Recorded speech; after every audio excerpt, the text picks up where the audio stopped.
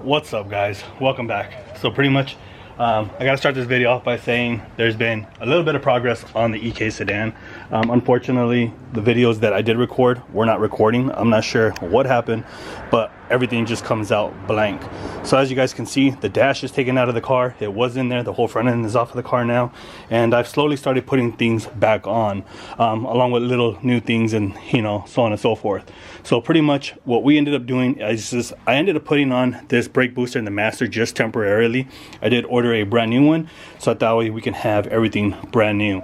So that will be changed out. I've also pretty much ran the harness for the headlights, and that's what I think what's going to control the AC unit also, if I'm not mistaken. So I am running that, and I am cleaning that little by little.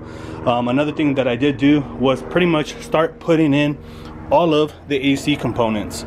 So pretty much the AC is in, the AC system is in there. They got the blower over there. The only thing that I could not put in was the evaporator, and the main reason why is because after closer inspection I found out that it was damaged.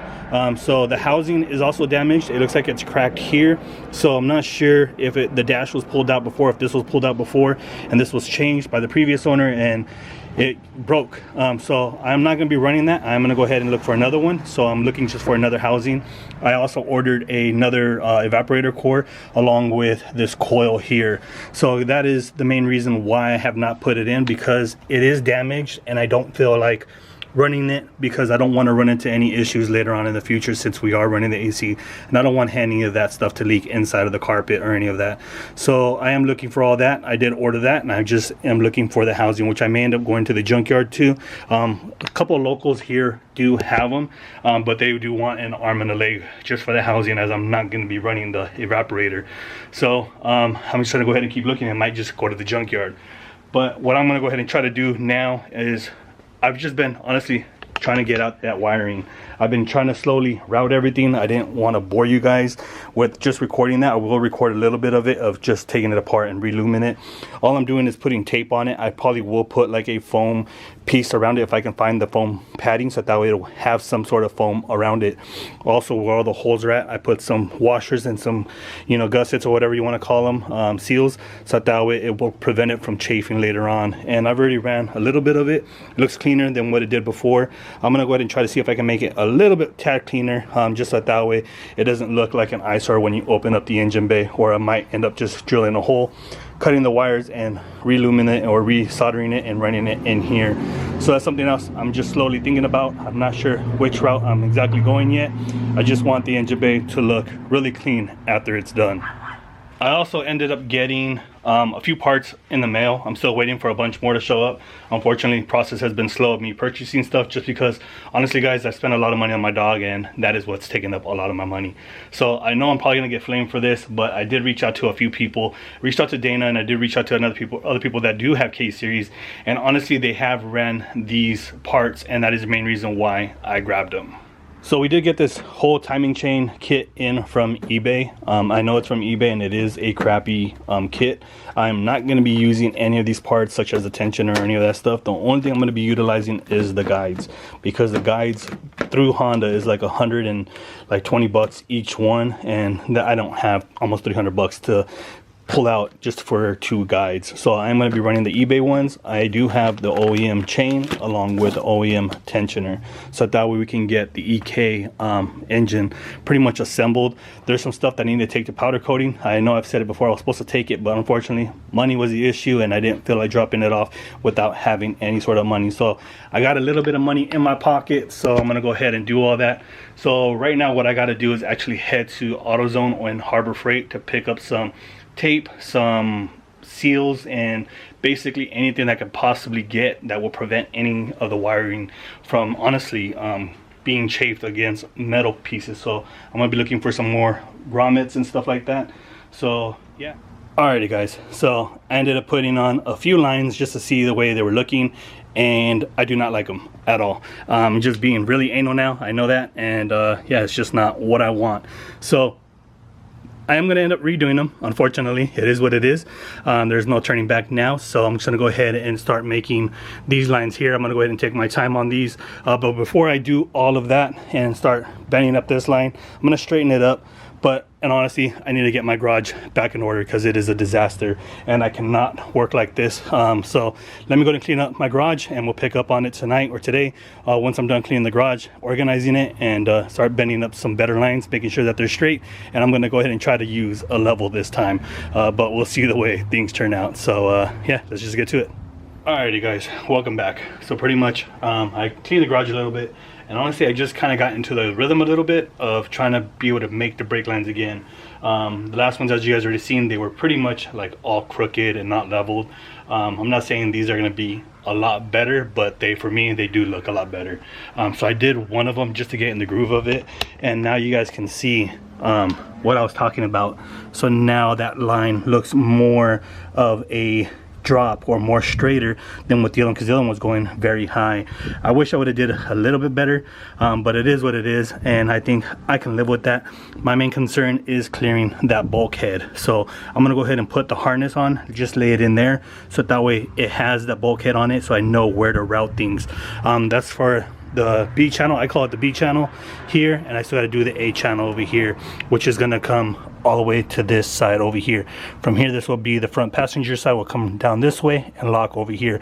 So I'm going to try to get this one to tuck all the way against here, and then that way it comes around this way. And then the next one over there is for the driver's side on this side. So I'm using 3/16 brake line down here, and so basically this is a tool the homie let me borrow, and so I've been using this, and this honestly works miracles. It flares it out very nice, and honestly it leaves it really good. And that is the tube straightener over there. So I'm gonna go ahead and cut a section off, and then we're gonna go ahead and start doing this side right here for the passenger, since that's the next one there. And then from this one here, we're gonna come out this way, and then we're gonna come around, and then we're gonna try to go up and follow this same contour as we go around, follow this one, and then we're gonna try to come this way like this, and then come up and go like that. So it's gonna be a little bit of a weird bend, but let's just see what we can get done.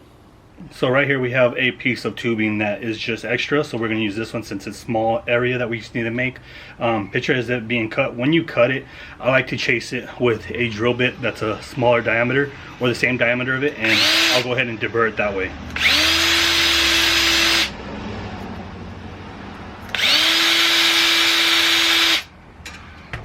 So that's the way I do this section here, and then from there we're going to go ahead and put this fitting here on it, so that way it goes here, so we know either way this will fit. So I'm just gonna go ahead and drop it, because over here it has a kink on it, so it's not gonna let it slide off. So then let's go ahead and show you guys how to use this tool from Eastwood. So this tool right here is the brake flare tool. This does the 3/16, it does quarter, it does pretty much 5/16 and everything else. So this does both of it. So here we're gonna put it on option number 1, which is the small flare. So it's barely gonna flare it, and then the second one will actually make it a cone. It's not a 45, but flaring it out to a 45. This is just a regular one. So let's go ahead and do that, and then I'll go ahead and do the second one. I'll show you guys what it looks like at the end.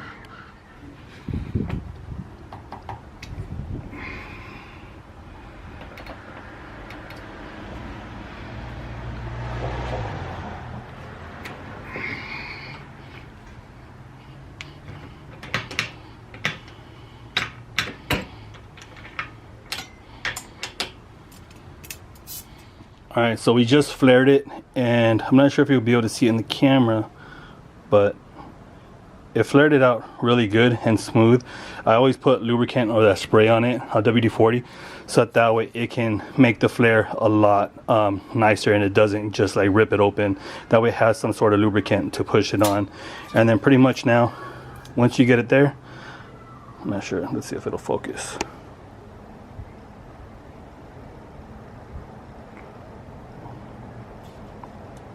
So now, see the flare? It's really good, and now it'll seal once it's locked in. So let's go ahead and do the bend and measure out how much it's going to need from that corner and what kind of bend it's going to need, because this is the way this angle is this way. So it's going to have to go from there going into the corner there.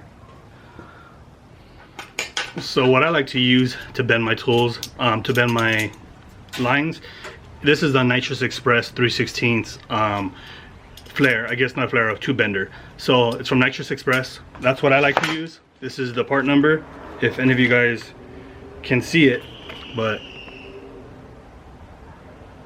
that is a part number from Nitrous Express. It honestly bends the lines really crisp at the 45, the 90, or whatever you set it to. So right now, let's just go ahead and bend this. It's only going to be very little of a bend because the way it's going to go.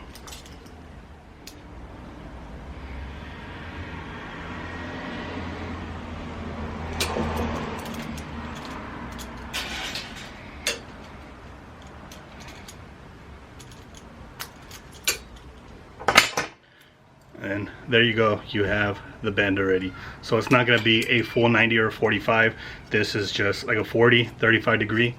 Could be more than that. But so what I'm going to go ahead and do now is measure out where it's going to go, how much more line I need to go before I bend it back this way. So let me go ahead and take that measurement real quick. And the way I like to take the measurements is with this rod right here. So I'm gonna go ahead and cut a small section out of it so that way I can see how much I'm gonna have to bend it, because it's not gonna be that much of line. So what I do is I go like this. I'll go from here, see where that's at, how I like it there, and basically I'll bend it here. So I'll measure it on there, transfer it to that line over there, and then we should have the same amount of length here on that one. So I ended up taking the measurement, and you can see that's where the first bend is at. This is where the second bend, and then from here we'll go ahead and chop it once we get to that section. I am going to be using these small pieces here, so this does have to be flared out to a 45. So on this block, on the adapter for the Eastwood, it actually lets you flare it out to the 45, but it lets you, you have to move it over. So this way it'll double flare it, and then that way it'll give you the 45 to be able to fit in there. I'm gonna go ahead and try to see if I can get this to fit in that section, but we'll see. I mean, I think I should be okay. I don't think it's necessarily a 45, so that's something I gotta double check. Actually, we are good to the same way that we used it the first time. So this is another piece that I had, so I was able to test fit it, same thing. So I'm gonna use two different ones just to check it out, and I think we should be pretty much golden. And as you can, I'm not sure if you guys can see it, but it does clear it, so we're good.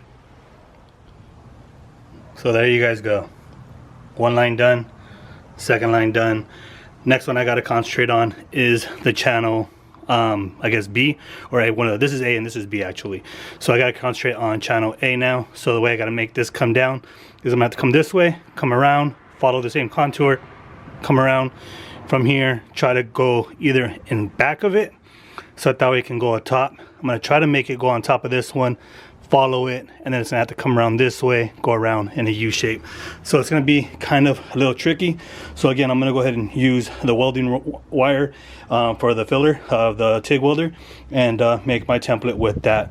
So we can see pretty much we have something going.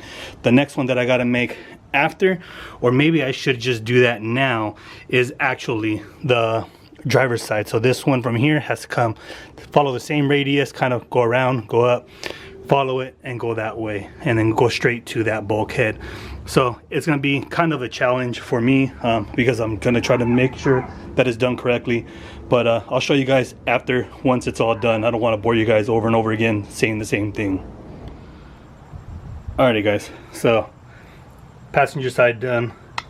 The 1 to column number A, or section A, and B are both ran. Now it's time to go ahead and do the driver's side one. Driver's side one's gonna be fairly easy, I'm hoping, so that way we can at least get a bend from here coming down this way and then locked into the here. So that one's gonna go to this section here.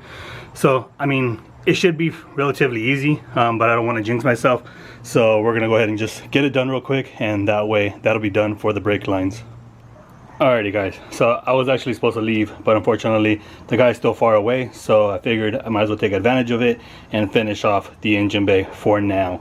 There's still 2 lines that I need to make, but those unfortunately have to be made tomorrow because I do have to go and actually go buy 2 adapters so that way we can get it ran through here. This is where they're gonna go, so I'm gonna have to pretty much put them there. Most likely that's where I'm thinking that they're gonna go, in all honesty. I'm not 100% sure because I don't have the evaporator and the condenser, whatever it's called, for the AC putting out of there. So I need to make sure that we have clearance, and that way it can go there. If it can, then we should be good. But either way, I am going to make a run tomorrow to the G&J or J&G and get some of the adapters that I need, because I need these fittings here, just the straight ones instead of the L-shaped ones. So pretty much that is the way it's gonna look. I'm extremely happy the way it turned out now, and it is a lot straighter. It's not 100% straight, but hey, this is my 4th time doing this, and I guess we're just getting better every single time. And again, some of the bends could have been better, but I'm happy the way it came out.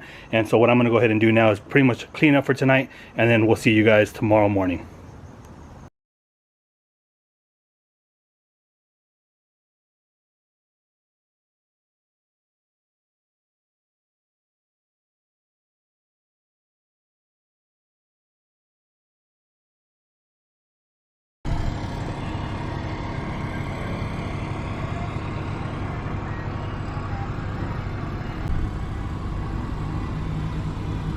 Alright guys, so we got the parts. Now let's head home and see what else we can do today to end this video out.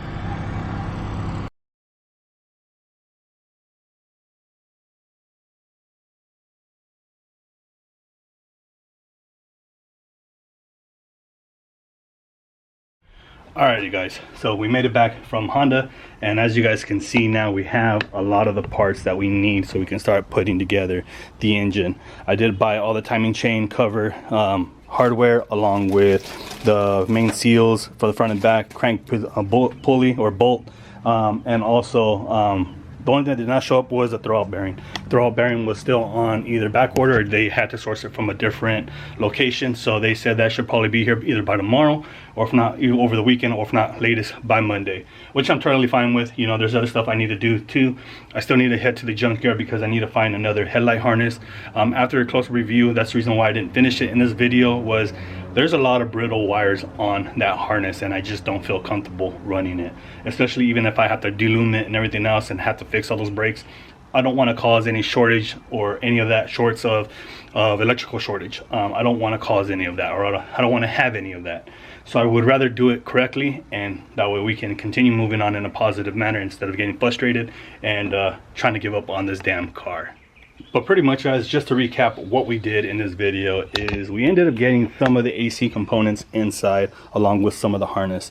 I'm gonna go pick up an expansion valve and a evaporator this weekend, and I did order new ones, so all that will get installed before we put that in, and I'll go ahead and record all of that also if I can. We also ended up running some of the wires through here. I'm still gonna have to cut here a little bit so that way we can run these wires through here and on the bottom of the windshield crown, so that way it's just much easier and much cleaner of a look, because we still have to extend some of these wires here for the master cylinder reservoir to down here. So we also ended up installing this little piece here, which looks dope, especially with the titanium, and we also ended up finishing up finally a brake tuck. This just flows a lot better, as you guys can see from on top, and even being straight, it flows, and it also clears the quick disconnect. And the main thing that I'm really proud of is that I'm going to go ahead and try to run the battery, but I might end up running the I forgot what it's called. There's a company, Checker Sport. They make a battery tray that's for the thinner battery for the Odyssey one. I think that's what I'm going to end up trying to run in that location, so that I have a little bit more room of being able to fit. So I'm really proud of the way that came out, and I hope I can get it all to work out correctly and run the battery there. If not, then I'll go ahead and run the battery under there. Kind of wanted to run an OEM battery since we need the cranking bolts, since the car is going to be turbo, and that is the main reason why I wanted to run that. But if I can keep everything in the bay, so much better. That way nothing will interfere with my tires. But pretty much, guys, that is going to wrap it up for this video. hopefully you guys did enjoy it. I know videos all over the place, and I apologize for that. Unfortunately, that was just out of my hands of what happened to the SD card, and all of that footage was gone. But pretty much that is going to be it, and we'll catch you guys on the next one. Till next time.